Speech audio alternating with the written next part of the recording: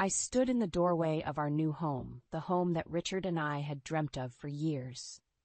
My heart swelled with pride at the thought of the life we were about to start here. The house was still echoing with the sounds of emptiness, waiting to be filled with our laughter and memories. But that dream was about to be shattered in a way I never could have imagined. As I unpacked a box in the kitchen, I heard the doorbell ring. "I'll get it," I called out, wiping my hands on my apron. I opened the door expecting to see a neighbor or maybe a delivery person. Instead, there stood a young woman, probably in her mid-20s, with a confident air about her. "Hello, can I help you?" I asked, puzzled. Before she could answer, Richard appeared behind me. "Ah, you're here. Come in, Isabella," he said cheerfully, brushing past me to welcome her inside. Confused, I followed them into the living room. "Richard, who is this?" I asked, trying to keep my voice steady. "Emma, meet Isabella. She's my girlfriend," he said, as casually as if he were talking about the weather. I felt the ground beneath me shift. "You're what?" I managed to choke out, my voice trembling. Isabella looked around the house, commenting on everything with an ease that made my stomach churn. "It's a lovely house. The kitchen is so spacious, and oh, look at those big windows." Richard beamed at her. "I'm glad you like it. Emma, isn't it great that Isabella approves of our new home?" I stood there, frozen, as the weight of his words sank in. This was not a misunderstanding or a bad joke. My husband, the man I had trusted and loved for a decade, was openly admitting to an affair in our own home. "But the house, it was for us," I stammered, my mind racing. Richard shrugged. "Things change, Emma. I've found someone who truly understands me." Isabella laughed, a light, carefree sound that felt like a slap in my face. "Oh, don't be so dramatic, Emma. It's just life, you know." Their words cut through me, but they also ignited a fire within me. I wasn't going to be the victim in this cruel play of fate. "You think you can just replace me? In my own house?" I said, my voice gaining strength. Richard looked at me, his expression cold. "It's not just your house anymore, Emma. It's ours."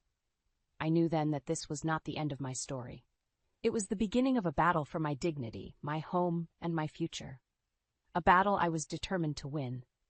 Leaving Richard and Isabella in the living room, I retreated to the sanctuary of my bedroom, the walls of which seemed to mock me with their newly painted cheerfulness. As I sat on the edge of our bed, now just a piece of furniture in a house that no longer felt like mine, the reality of Richard's betrayal sank in. Tears streamed down my face, not just for a lost marriage, but for the life I thought I had. The next few hours were a blur. I packed a suitcase with mechanical movements, my mind numbed by shock. Each item I placed inside felt like a piece of my heart being torn away. I couldn't bear to stay in the house a moment longer. Arriving at my parents' house was like stepping into a different world. The familiar warmth and comfort contrasted sharply with the cold betrayal I had just left behind. My mother opened the door, her face lighting up with joy, which quickly turned to concern when she saw the suitcase and my tear-streaked face. "Emma, what happened? Why are you here with your suitcase?" she asked, her voice filled with worry. I tried to speak, but the words wouldn't come. The dam of emotions I had been holding back broke, and I collapsed into her arms, sobbing uncontrollably. She led me inside, her presence a soothing balm to my shattered soul. It wasn't until much later, when my sobs had subsided into sniffles, that I managed to recount the day's events. I told her about Isabella, about Richard's betrayal, and the painful realization that my marriage was a lie. My mother listened in silence, her eyes reflecting the storm of emotions I felt. Anger, sorrow, disbelief, they all flickered across her face as she processed what I had said. "When did it start, Emma? Did you have any suspicions?" she finally asked. I shook my head, feeling a fresh wave of pain. "I don't know, Mom. I thought we were happy. I was so blind." She took my hand, squeezing it gently. "You're not blind, Emma. You trusted the man you loved. There's no shame in that." Her words were a small comfort, but they couldn't quell the storm raging inside me. I felt betrayed, humiliated, and above all furious. The image of Richard and Isabella laughing and planning their future in the house that was supposed to be ours filled me with a burning desire for revenge. "What are you going to do, Emma? Are you going to let them get away with this?" my mother asked, her voice firm. I looked up, meeting her eyes. In them, I saw a reflection of the determination growing within me. No, Mom. I won't let them get away with this. Richard and his lover will pay for what they've done. The following weeks were a whirlwind of legal consultations and late-night strategy sessions with my mother. We pored over property laws and divorce statutes, seeking loopholes and strategies to turn the tables on Richard. My mother, once a paralegal, became my ally in this battle of wits and law. I returned to the house unannounced, my resolve as solid as the walls around me. Richard and Isabella were in the living room, their laughter echoing through the hallway. They froze as I stepped in, their expressions a mix of surprise and irritation. "Emma, what are you doing here?" Richard asked, his tone dismissive. "I came to talk about the house and our divorce," I said firmly, my eyes never leaving his. Isabella scoffed. "Still hung up on that, are you? Move on, Emma." Ignoring her, I focused on Richard. "This house is in my name. Legally, you have no claim to it." Richard's face hardened. "We built this house together, Emma. I have every right to it." "But legally, you don't," I countered, feeling a surge of confidence. "And as for the divorce, I'll make sure it reflects your infidelity." Isabella laughed, a harsh sound that grated on my nerves. "You think you can intimidate us with legal threats? Grow up, Emma." Richard stood up, his posture tense. "You're out of your depth here. Just sign the divorce papers and leave us be." I smiled, a cold, calculated expression. "I'm not here to make your life easier, Richard. I'm here to claim what's rightfully mine, and if you think I'll walk away quietly, you're sorely mistaken." The look of shock on Richard's face was satisfying, but it was just the beginning. I knew this was a long battle ahead, and I was ready for it. As I turned to leave, I looked back at them, their faces a picture of disbelief and annoyance. "This is my house, and I will fight for it. And Richard, you'll regret the day you decided to betray me," I said, my voice steady and strong. As I walked out of the house, I felt a sense of power I had never experienced before. I was no longer the victim in this story. I was the architect of their downfall, and I would make sure Richard and Isabella paid dearly for their betrayal. Armed with legal advice and a newfound determination, I began to dismantle Richard's life piece by piece. My first move was to freeze our joint accounts, cutting off the financial lifeline he had been so comfortably relying on. I watched, almost detached, as Richard's facade of control began to crumble. A few days later, I received a call from him, his voice a mix of anger and desperation. "Emma, what the hell do you think you're doing? You've frozen our accounts." "That's right, Richard. You seem to forget that half of that money is mine," I replied, my voice calm and steady. "You can't just cut me off like this. We need to discuss this," he demanded. "Discuss? Like how you discussed your affair with me?" "I don't think so," I retorted. Richard's voice grew louder, more frantic. "You're ruining everything. This is petty and childish." I could almost see him pacing, his world spinning out of control. "Petty? Childish? No, Richard. This is me taking control. You made your choices, and now you'll live with the consequences." I hung up, feeling a rush of adrenaline. For years I had played the part of the supportive, unsuspecting wife, but those days were over. Next, I turned my attention to the house. I consulted with a lawyer and initiated proceedings to evict Richard and Isabella. The legal documents were delivered to them, and I savored the sweet taste of vengeance. Richard called again, this time his voice laced with a hint of fear. "You're evicting us? You can't be serious, Emma." "Oh, but I am. This house is in my name, and I don't recall inviting you and your girlfriend to stay," I said. "You can't just throw us out on the street," he protested. "Watch me," I replied coldly. The days that followed were a testament to my resolve. Richard tried to negotiate, to bargain, to plead, but I was unmoved. My heart had turned to stone against the man who had betrayed me so callously. The day of the eviction arrived, and I stood outside the house as Richard and Isabella left, their belongings in tow. Isabella shot me a venomous look, but I met it with a triumphant smile. "Enjoy your new life, Richard. You've earned it," I said, my words dripping with sarcasm.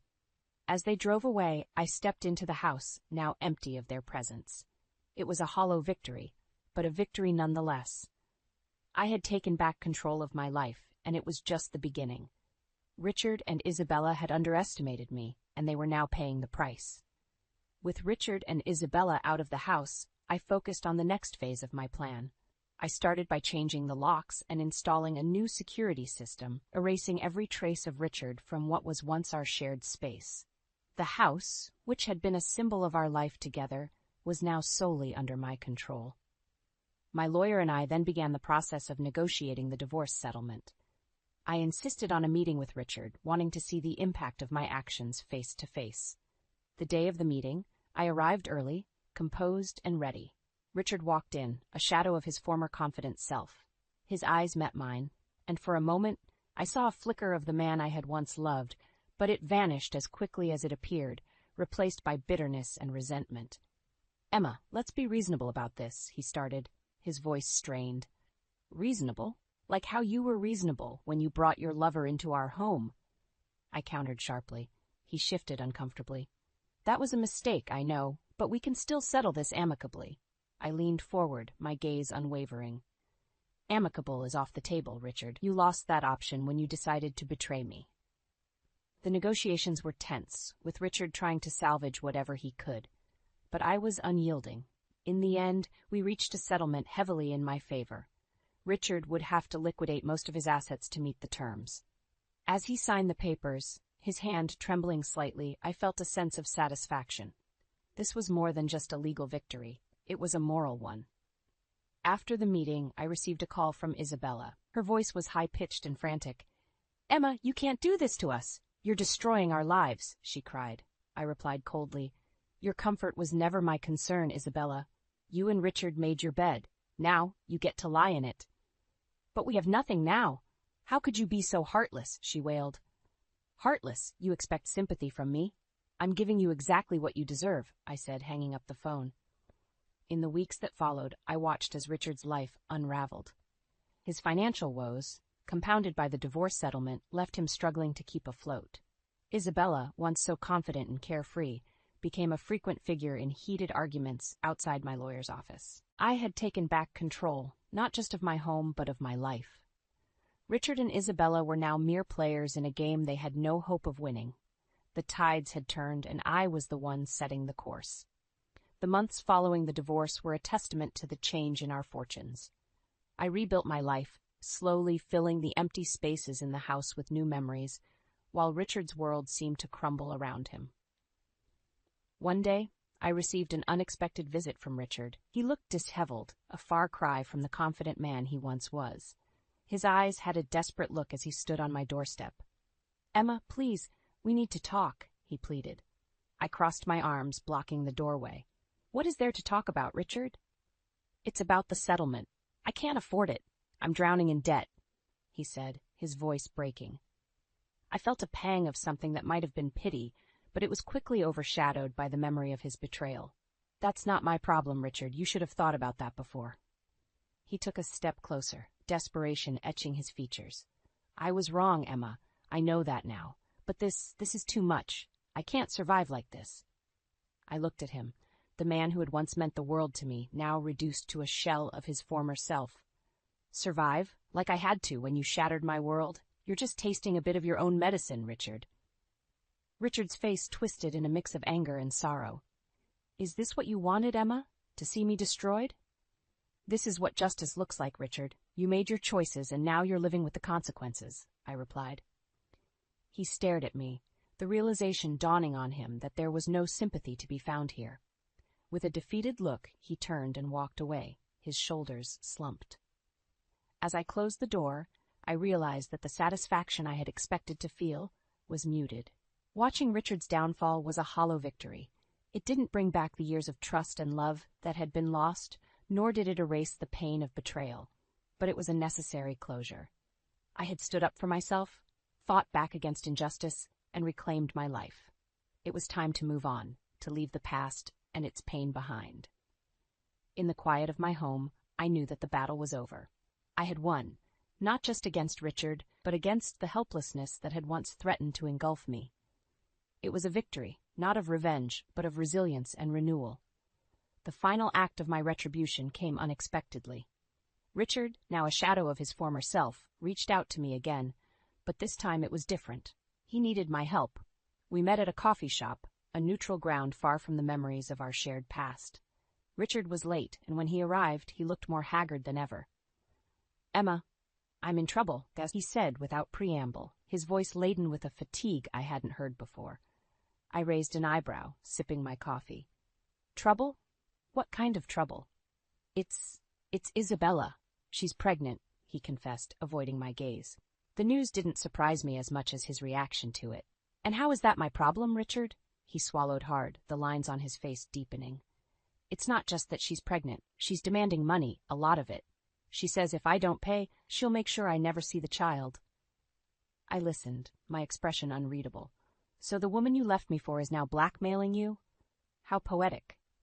Richard's eyes met mine, a flicker of the man he used to be shining through his desperation. "I don't know what to do, Emma. I've lost everything. I can't afford to lose my child, too."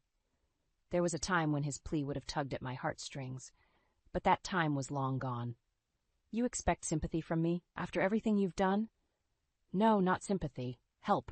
I need your help, Emma," he said, the words seeming to cost him his last shred of pride. I considered his request, the irony of the situation not lost on me. Richard, once so sure of himself and his decisions, was now at my mercy. But I wasn't the same woman he had left. His problems were no longer mine to bear. "I can't help you, Richard. This is the life you chose. You have to deal with the consequences, just like I did," I said, my voice firm. Richard looked defeated, his shoulders slumping as he realized that there was no help to be found here. He nodded slowly, a resigned acceptance in his eyes. As he left, I watched him go, feeling a sense of finality wash over me. This was the end of our story, a story that had started with love and ended with betrayal and retribution. I sat there for a long time, lost in thought. My journey had been painful, filled with betrayal and heartache, but it had also been empowering. I had found strength I never knew I had, and I had come out on the other side, stronger and more resilient. Richard's downfall was a stark reminder of the consequences of betrayal, but it was also a reminder that I was no longer defined by his actions. I was my own person, free from the shadows of the past. As I left the coffee shop, I felt a sense of closure. The chapter of my life that was Richard was finally closed, and a new chapter was waiting to be written. A chapter filled with hope, strength, and the promise of a new beginning. As months turned into seasons, I found myself embarking on a journey of self-discovery and rebuilding. The house, once a symbol of shared dreams with Richard, gradually transformed into a sanctuary of my personal triumph and newfound independence. One evening, as I sat in the living room surrounded by the new decor that reflected my tastes, the doorbell rang. Hesitantly, I opened the door to find Isabella standing there. Her appearance drastically changed. Gone was the confident, carefree woman. In her place stood someone who looked defeated and weary. "Emma, I need to talk to you," she said, her voice lacking its former haughtiness. I was taken aback but composed myself quickly. "What do you want, Isabella?" She took a deep breath, her eyes not meeting mine. "I made a mistake, a big mistake. Richard's left me, and I'm alone with a baby on the way. I have nowhere to go." The irony of her standing on my doorstep, seeking help, was not lost on me. "And you think I'm the person to help you? After everything?" Isabella's eyes filled with tears. "I know I have no right to ask you for anything, but I'm desperate. I've lost everything." I looked at her, seeing in her the reflection of the pain and betrayal I had once felt. But where Richard had ignited a fire of retribution in me, Isabella's plight stirred a different emotion. "Isabella, the choices we make define us. You made your choice when you got involved with a married man," I said, my voice steady. She nodded, a tear rolling down her cheek. "I know, and I'm paying for that choice now. I didn't know where else to go."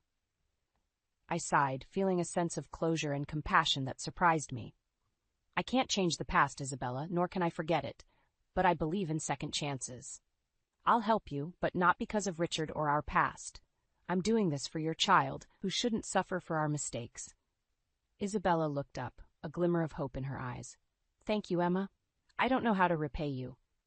I shook my head. "You don't owe me anything. Consider this a new start for both of us." As she left, I closed the door and leaned against it, feeling a weight lift off my shoulders. Helping Isabella was the final step in letting go of the bitterness and pain.